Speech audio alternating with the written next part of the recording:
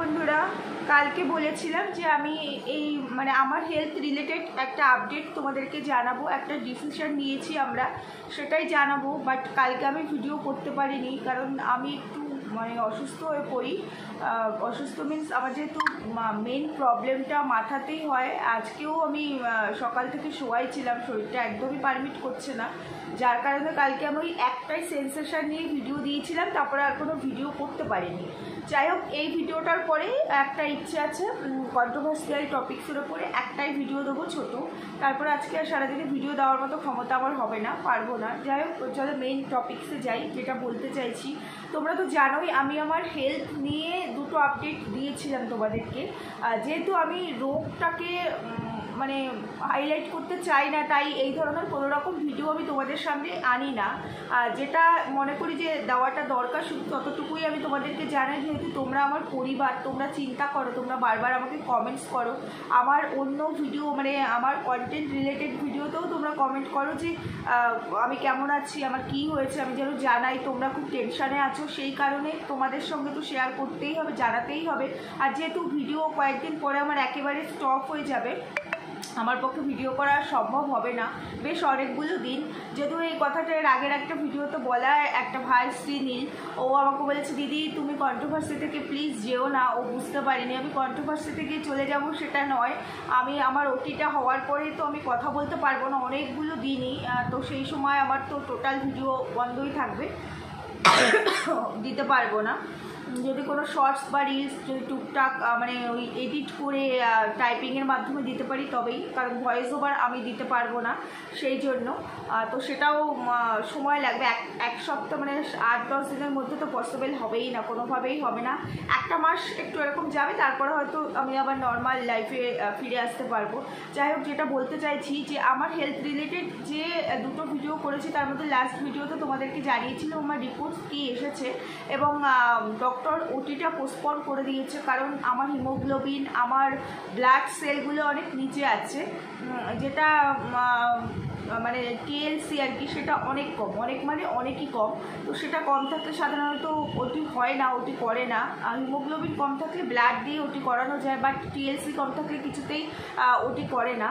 তো আমি পরশু দিন শনিবার দিন গিয়েছিলাম মেডিকায় আর কি দেখাতে, এমার্জেন্সি ছিল আমার সেই কারণে, কারণ আমার আবারও ব্লাড আসছে, আর ব্লাড আসাটা প্রচণ্ডই খারাপ। আর মাথা সেম প্রবলেম হচ্ছে, আমি রাখতে পারছি না, একদম পুরো খুব সমস্যা হচ্ছে, মাথা ঘুরাচ্ছে, উঠতে পারছি না, বমি আসছে, অনেক রকম সমস্যা হচ্ছে। তোমরা দেখে বুঝতেই পারছো মুখগুলো কেমন ফুলে যাচ্ছে, অনেক রকম কমপ্লিকেশান আসছে, যার কারণে বাধ্য হয়ে ডক্টরের সঙ্গে কনসাল্ট করি, তারপরে আর কি যাই ওনার সঙ্গে কথা বলতে। যাওয়ার পরে তারপরে পিএসসিটা টেস্ট হয় আমার ওখানে। পিএসসি টেস্ট না করে তো আর ওটি করবে না, ওরা ওটি করতে চাইছিল না, কিন্তু আমরা দেরি করতে আর পাচ্ছি না, কারণ এইভাবে ব্লাড আসাটা কোনোভাবেই আর বন্ধ হচ্ছে না।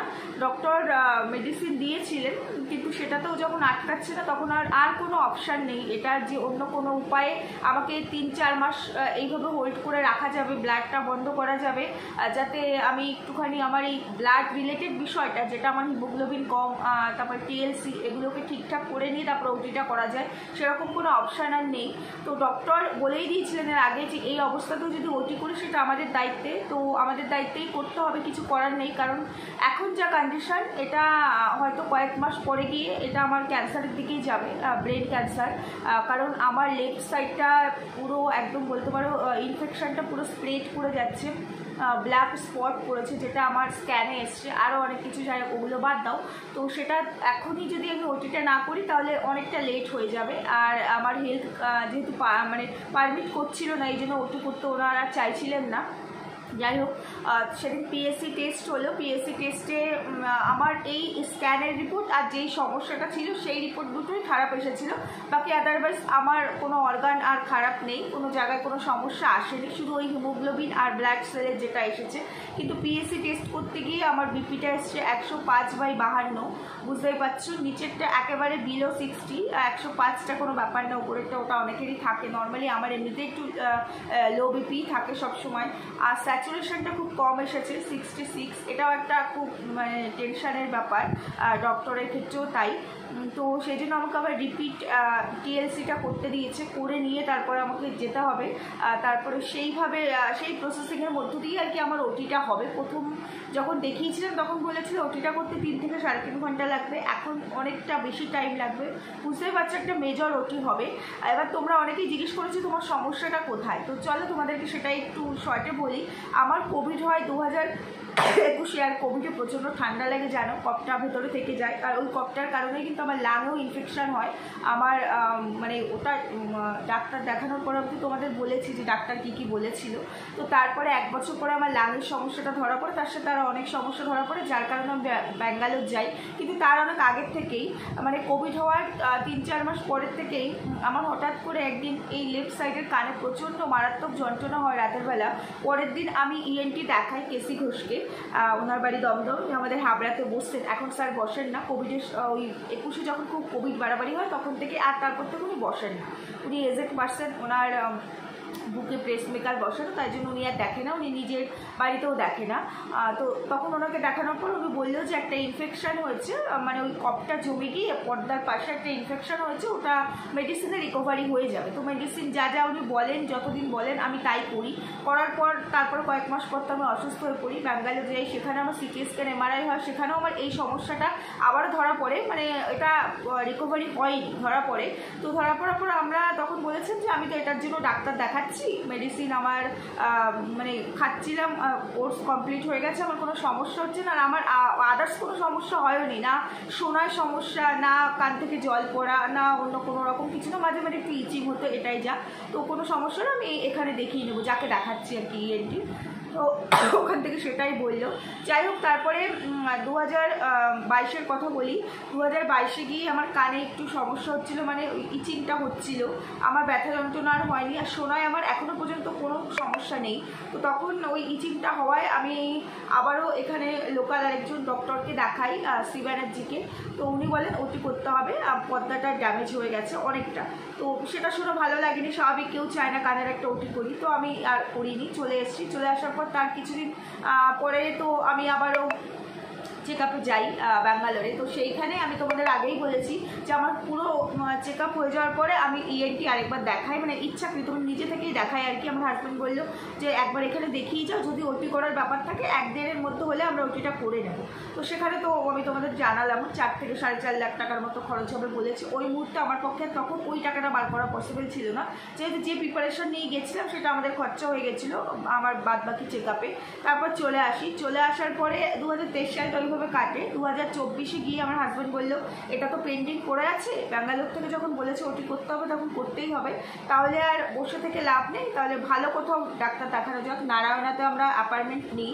তো সেখান থেকে ডক্টর আমাকে স্ট্রিক্টলি বলে দিয়েছিল যে এটা একটা মাইনর ব্যাপার, যখন তখন এটা ওটি করা যেতেই পারে, অনেক সময় আছে, তবে স্টেটে এর কোনো ভালো ডিপার্টমেন্ট নেই, স্টেটের বাইরে গিয়ে যেন করা হয়। তো এটা শোনার পরে আমরা চলে আসি। তো উনি করতে চায়নি, রাজি হয়নি, ভেবেছিলাম মাইনর ব্যাপার। আমাদের ইচ্ছা ছিল 2026-এর শেষে কি 2027-এ, টাকা পয়সারও তো ব্যাপার আছে, অ্যারেঞ্জ করে নিয়ে বাইরে যাব, অনেকটা সময়ের ব্যাপার, অন্তত 8 থেকে 10 দিন ওখানে স্টে করতে হবে, ওই সব দিক ম্যানেজ করে তো তারপরে গিয়ে আমরা ওখান থেকে ওটিটা করে আসবো, মানে ব্যাঙ্গালোরের মানিপাল থেকে।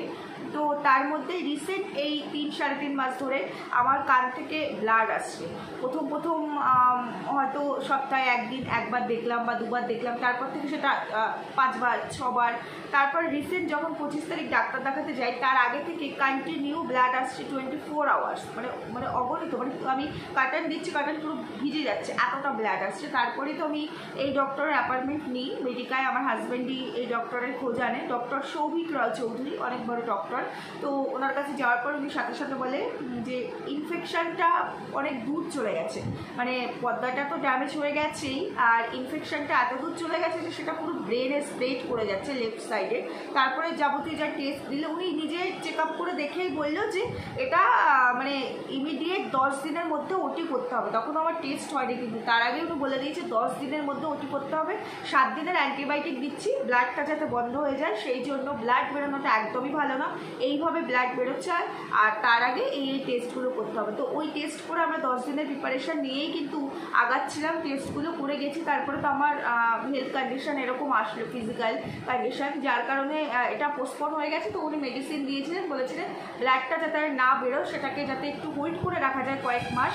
আর এদিকে আমি মেডিসিনের ডাক্তারও দেখাচ্ছিলাম যাতে আমার এই হিমোগ্লোবিন আর ব্লাড সেলগুলো যেখানে যেটা সমস্যা আছে সেটা যাতে ঠিকঠাক করা যায়, সেই জায়গাটা যাতে ঠিক করা যায়, করে নিয়ে তারপরে ওটিটা যেন করা হয়। কিন্তু ওই মেডিসিনেও আমার ব্লাডটা মানে বন্ধ হচ্ছে না। তো ডক্টর বলেই দিয়েছিলেন এই মেডিসিনেও যদি ব্লাড বন্ধ না হয় তখন কিছু করার নেই, তখন এটার ওটি করতে হবে ইমিডিয়েট, এবং সেটা আমাদের দায়িত্বে, ডক্টরদের দায়িত্ব থাকবে না।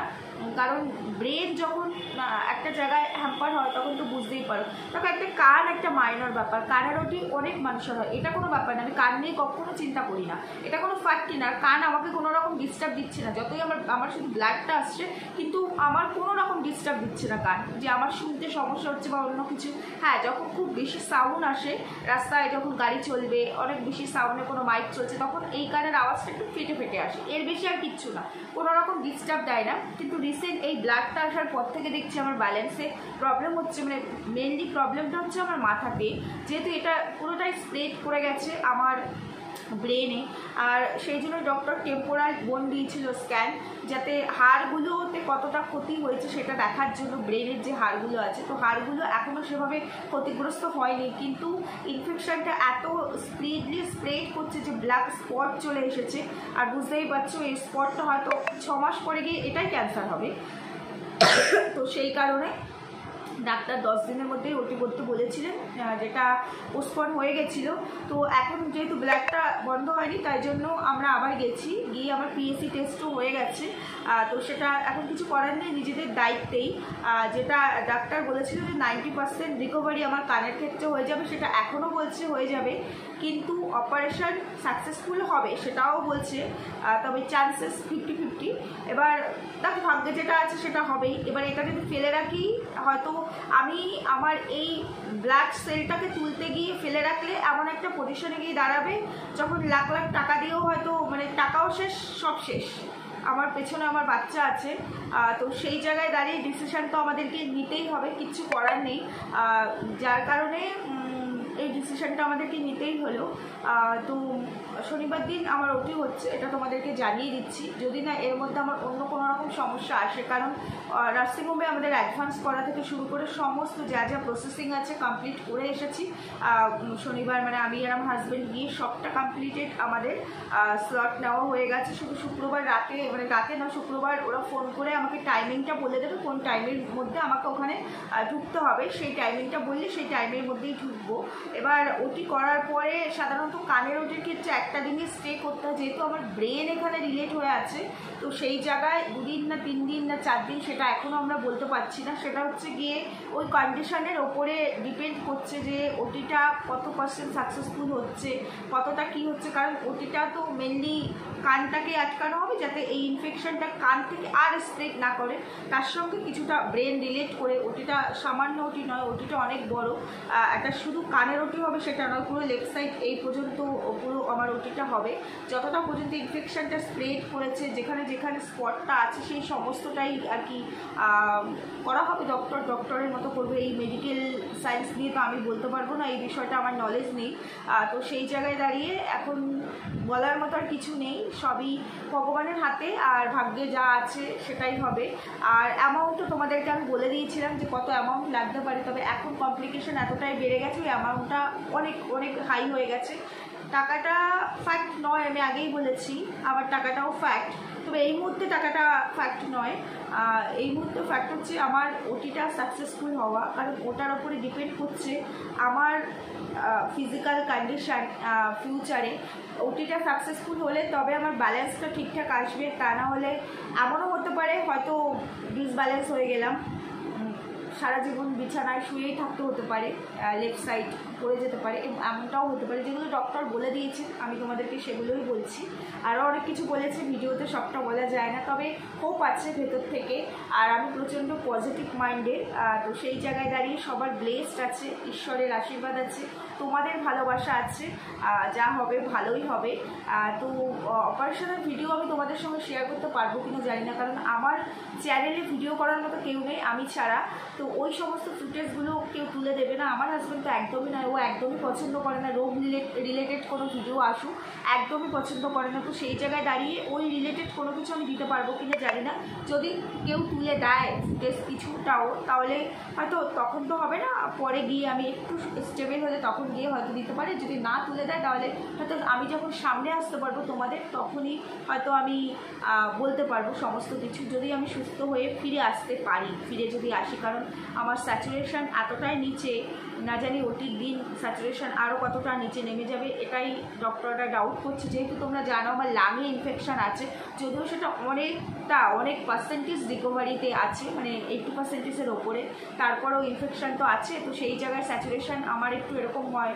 শ্বাসকষ্ট এখন আর আমার হয় না। 2 বছর আমি ইলেনার টেনেছি, আমার 2 বছর ট্রিটমেন্ট হয়েছে, এখন আমার ওগুলোর দরকার হয় না। মেডিসিনও আমার চলছে না, যেহেতু আমি আর লাস্ট টাইম চেক আপে যেতে পারিনি, মেডিসিন আর চলছেও না। কিন্তু মানে মাঝে সাঝে, মানে খুব রেয়ার, আমার মাঝে মাঝে একটু কষ্ট হয়, মানে খুব পরিশ্রমে কাজ করলে বা একসাথে অনেকটা কাজ করছি অনেকটা সময় ধরে, তখন আমার একটু কষ্ট হয়ে যায়। তো সেটা ব্যালেন্স হয়ে যায়, কিন্তু বুঝতে পারিনি স্যাচুরেশন এত নিচে নেমে যাবে। তো এবার সেই কারণে আমি ভিডিও খুব একটা দিচ্ছিও না, তোমরা দেখছো, একটু রেস্টেই থাকার চেষ্টা করছি, যাতে ওটিটা অন্তত কমপ্লিট করতে পারি, ঠিকঠাকভাবে কমপ্লিট করতে পারি। এরপরে দেখা যাক গিয়ে আছে ভাগ্যে। আমি ভেঙে পড়ি না, কারণ আমি অনেক বড় বড় ঝড় সামলে এসেছি, অনেক বড় বড় ঝড় আমি সামলে এসেছি, তাই জন্য আমার এখন এইসব বিষয়ে ভয় লাগে না। যাই হোক, তোমরা আমার পরিবার, তাই তোমরা চিন্তা করছো, তোমাদেরকে তো জানাতেই হবে, জানালাম। এই রিলেটেড আর কোনো ভিডিও আমি দেবো না। আর একমাত্র ওটিতে যাওয়ার আগে, মানে যেদিন আমার ওটি সেদিন তো হবে না, তার আগের দিন যদি পারি একটা ভিডিও দেবো যে পরের দিন আমি যাচ্ছি ওটিতে, এই রিলেটেড। তাছাড়া আর আমার রোগ রিলেটেড ভিডিও দিতে ভালো লাগে না। আর ওটির পরে যেহেতু আমি কথা বলতে পারবো না, বুঝতেই পারছো ব্রেনের ব্যাপার, কথা বলতে আমি পারবো না, ব্যান্ডেজ থাকবে অনেকটা। তো সেই জায়গায় দাঁড়িয়ে সবাই আমাকে ভুলে যেও না, মনে রেখো আমি ফিরে আসবই, কামব্যাক আমি করবই। তো মনে রেখো, হয়তো অনেকগুলো দিন আমি ভিডিও দিতে পারবো না, কিন্তু তোমাদের সামনে ফিরে আসবো। আর আসার পরে আমি আমার সবটা এক্সপিরিয়েন্স তোমাদের সঙ্গে শেয়ার করব। তাই সবাই আমাকে মনে রেখো। আর কি বলবো, সবাই সাথে থেকো, পাশে থেকো, ভুলে যেও না, এটুকুই বলবো। আর শরীরটা সত্যি আজকে একদমই পারমিট করছে না, কালকে দুপুরের পর থেকেই শরীরটা পারমিট করছে না, যার কারণে একদম ভালোই লাগছে না যে আমি কথা বলি, ভিডিও করি, ভালো লাগছে না বলে শুয়েই ছিলাম। যাই হোক, সবাই সুস্থ থেকো, ভালো থেকো, নিজেদের খেয়াল রাখো, পরিবারের সবার খেয়াল রাখো। এখানেই রাখছি, টাটা।